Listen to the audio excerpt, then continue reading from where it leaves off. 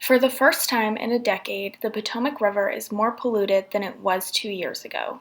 The Potomac Conservancy, an organization that releases the Potomac River Report Card every 2 years, gave the river a grade of a B-, down from a B in 2018.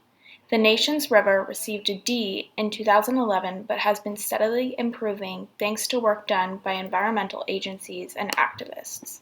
The Potomac River is vast, flowing from the Potomac Highlands of West Virginia into the Chesapeake Bay in Maryland and Virginia. The report aggregates and assesses publicly available data on 5 river health indicators: pollution, fish, habitat, land, and people.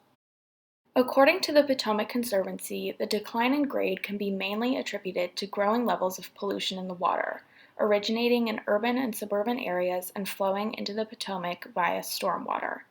The Potomac region's record rainfall in 2018 led to an exponential increase in pollution levels, heightened by rapid deforestation and increasing levels of development from natural ground cover to streets and parking lots. Today, I'm joined by Willis Kleefoth, the Communications Manager at the Potomac Conservancy, to talk about this year's report card and what this decline in grade means for the river going forward.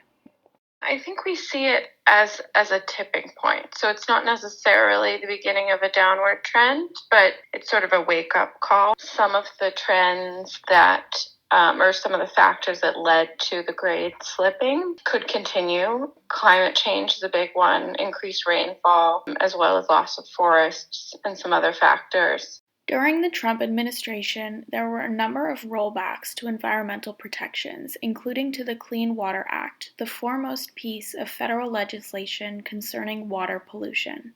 By reining in EPA overreach, my administration has returned the agency to its core mission of ensuring clean air, clean water, and a truly pristine natural environment. Our air now and our water is as clean as it's been in the last 4 decades. Others in Washington look favorably upon the recent rollbacks as a way to save taxpayer money, especially during the COVID-19 pandemic. Under the current administration, EPA has saved over $5 billion in regulatory costs. Last year alone, EPA saved Americans an estimated $1.5 billion through the deregulatory actions. In the challenging economic times ahead, reducing excessive regulatory burdens to promote and reinvigorate our economy has never been more important. The Potomac Conservancy is nonpartisan, but Kleefoth acknowledged that the Trump administration's environmental policy changes had negatively impacted the river's health.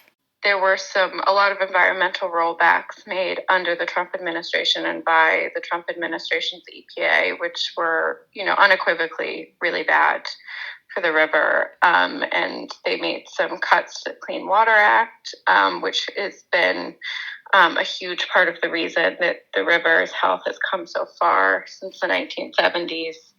And that's been, crucial for the entire Chesapeake Bay watershed. Until the release of the next Potomac River Report Card in 2022, we will have to wait and see whether the health of the Potomac River improves once again or whether this year's grade was the start of a worrying downward trend.